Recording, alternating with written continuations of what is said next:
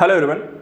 EVM के VVPAT verification को लेकर सुप्रीम कोर्ट ने अपना फैसला सुनाते हुए बैलेट पेपर चुनाव को कैंसिल कर दिया है। इस फैसले के कई अलग अलग यहां पर पहलू हैं और कई अलग अलग यहां पे पक्ष हैं। इस फैसले के माध्यम से ईवीएम की हैकिंग को लेकर के सुप्रीम कोर्ट के द्वारा जो लगातार कई सारी याचिकाएं दायर की गई थी, उनको लेकर एक संदेह यहां पर जताया गया था, उसको भी समाधान करने के लिए कुछ यहाँ पे सॉल्यूशन दिए गए हैं। चुनाव आयोग को कुछ दिशा निर्देश भी दिए गए हैं और साथ ही साथ यहाँ पर यदि कैंडिडेट्स जो कि चुनाव लड़ रहे हैं अगर वो चाहते हैं तो यहाँ पर 7 दिन के अंदर रिजल्ट आने के बाद वापस से यहाँ पर जो है वीवीपैट अपने क्षेत्र की यहाँ पर वो मतगणना इसकी करा सकते हैं। तो इस तरीके से यहाँ पर आप एक ऐसा फैसला इसे कह सकते हैं जो पूरी तरीके से बैलेट पेपर चुनाव को तो खारिज करता है, लेकिन ईवीएम के जो संदेह की समस्याएं रही हैं उसको भी एक तरीके से समस्याओं का समाधान के तौर पर एक सोल्यूशन यहाँ पे सुप्रीम कोर्ट के द्वारा जरूर दिया गया है। तो चलिए यहां पर समझते हैं इस फैसले के 5 अलग अलग पक्षों को लेकर के सुप्रीम कोर्ट के द्वारा क्या फैसला यहां पर दिया गया है। तो सबसे पहले जो कि यहां पर मुद्दा है हमारा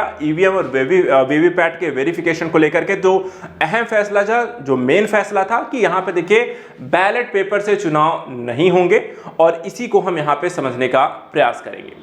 देखिए, सुप्रीम कोर्ट ने बैलेट पेपर से चुनाव कराने को लेकर के इलेक्ट्रॉनिक वोटिंग मशीन, जिसको हम कहते हैं EVM,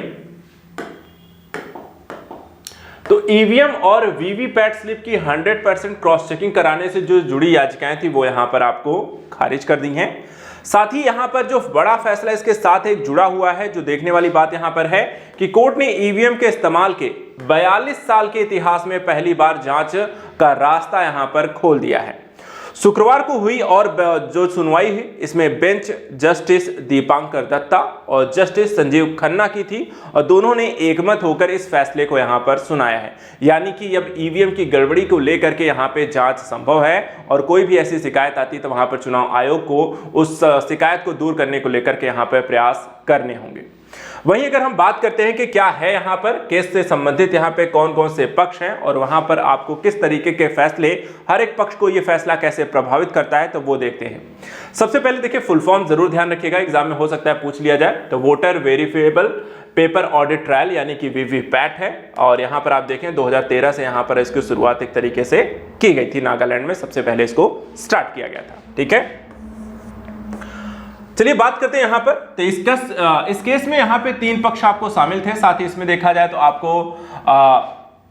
association for democratic reform यानी कि याचिकाकर्ता, चुनाव आयोग और सरकार। केस जो है चुनाव और मतदान से जुड़ा है और राजनीतिक पार्टियों और आम जनता से यहां पर देखा है तो डायरेक्ट इसे प्रभावित करता है। वर्तमान समय में देखा जाए तो लोकसभा चुनाव भी चल रहे हैं और उस संदर्भ में भी देखा जाए तो यह फैसला एक अहम यहां पर साबित हो सकता है।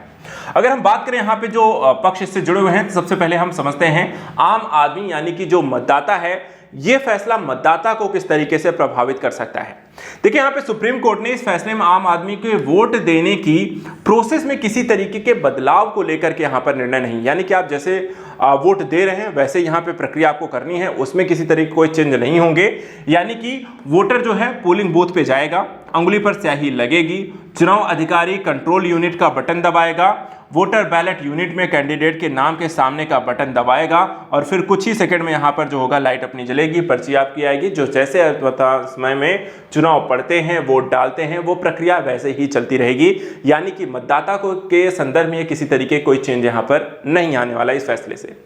दूसरा जो पक्ष यहाँ पर है, राजनीतिक पार्टियां हैं, उनको लेकर के ये फैसला किस तरीके से प्रभावित कर सकता है। तो यहाँ पर आइए देखते हैं।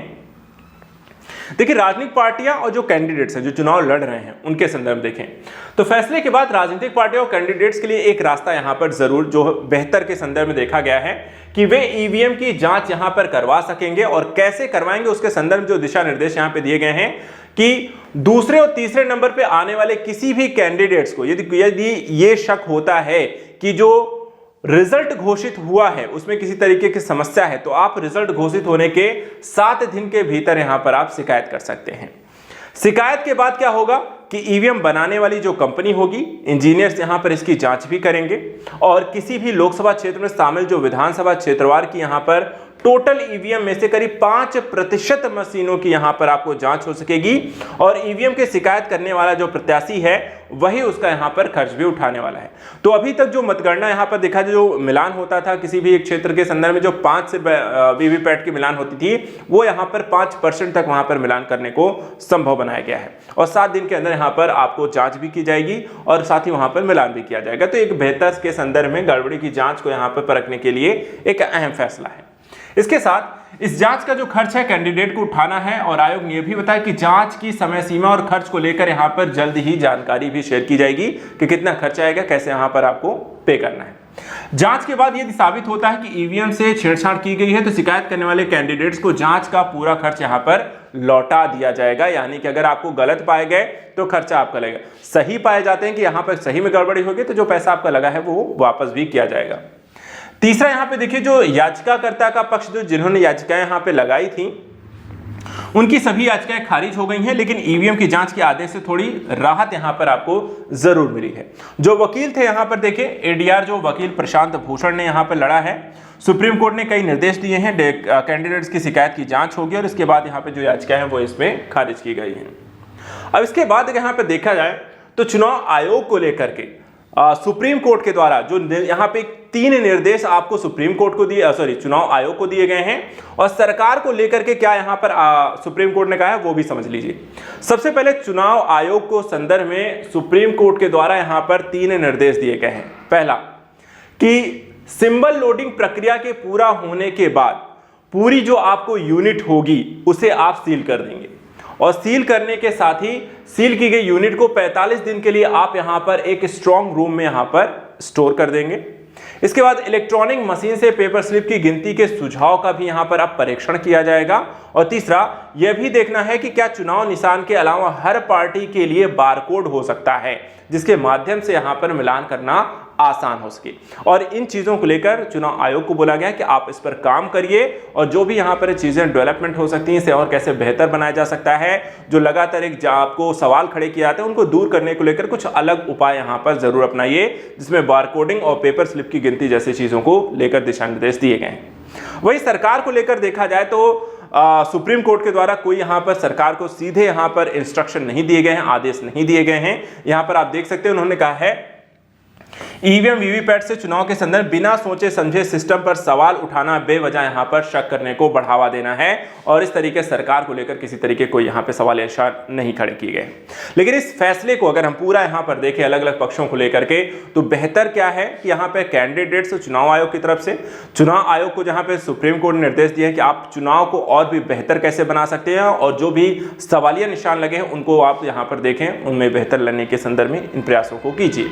और कैंडिडेट्स जो कि यहां पर लगातार एक आरोप लगते रहे कि ईवीएम में किसी तरह छेड़छाड़ संभव है, तो वहां पर अब जांच होगी और जांच के बाद वहां पर चीजों को क्लियर करने में ज्यादा आसानी हो सकेगी। तो फिलहाल आज के सेशन में इतना ही।